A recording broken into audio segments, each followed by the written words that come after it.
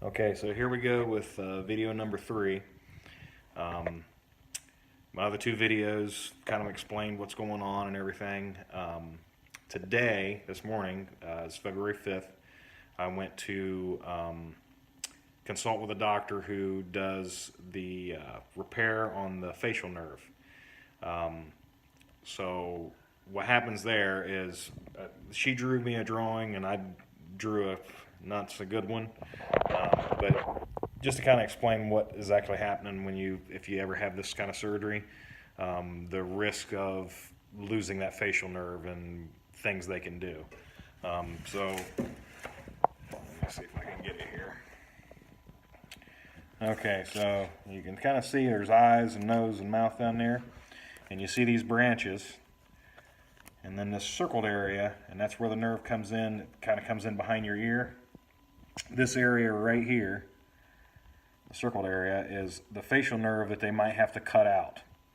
And if they cut that out, from what is explained to me, they can graft in another nerve in there and also do some other things to kind of keep your, if they cut it and you lose this feeling on half of your face, a few things they can do. They can graft that nerve back in and give you a lot of, from what I understand, it takes like a year to really even be able to move that side of your face. Then I've also seen where folks have had it cut out and the whole side of your face just kind of droops. So we're trying to avoid that, and hopefully this surgeon she's on standby through the whole surgery. There's 2 or 3 different options she can do. One is to graft a nerve. Another one is they got another nerve down here that they can kind of pull up and wire into that, so you can get some things going on the other side of your face besides it just drooping down. And then another one where they basically pull some. It's kind of like, from what I understood, it was like something that kind of tightens up the muscle even if you're unable to move this side of your face, that it kind of tightens that muscle up so at least your face isn't drooping on this side. So those are the concerns with the actual surgery of removing the tumor and everything. But one thing else I wanted to include in this video is, I don't care. It doesn't really matter what kind of cancer you're dealing with or anything like that. The most helpful thing to me so far was to just go on social media, let all my friends know, let everybody know what's going on, and just crazy support I've had from everybody. It gives you the will to stand up and fight. It's kind of your Rocky moment. When you get hit with cancer, you are out on the mat, and people who love you, them clapping, cheering for you, getting you back up, getting you back in the fight is so important. Puts a smile back on your face, gets you ready to get in there and handle it. So I just wanted to say thank you to all of my friends, all of my family who are praying for me. They're in my corner. It's humbling and overwhelming, but it puts a smile back on your face and gets you back in the fight. So if you ever get diagnosed with anything like this, that's the first thing I would tell you to do.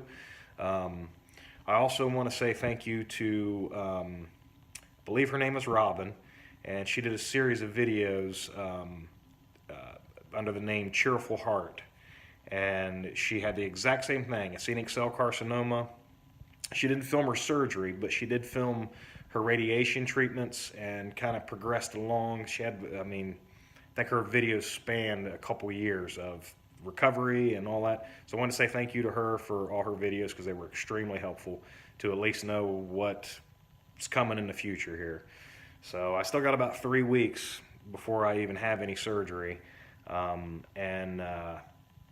That this time period, I would suggest if anybody else has that same kind of thing, get out, live your life, and do stuff. I'm going to work. I'm doing things with my family. I got a daughter in college. I'm just kind of keeping up with her, just like I normally would. That's the one thing with staring down cancer. You cannot let it beat you. You cannot let it get a hold of you. You gotta I think its worst enemy is a good attitude and a smile on someone's face and not being afraid of it. And like I said earlier, everybody being in your corner, everybody telling you you're tough enough to handle it and that you're able to do this. So again, thanks to everybody supporting me, and look forward to my next video. My next video I'm going to do when I have my actual surgery prep. And then I've instructed my wife to, when I wake up out of the surgery, to come in with a camera, because I'd like for people to see exactly what you do when you wake up out of the surgery. And we'll kind of see with this facial nerve. They might be able to take that out and not touch that facial nerve.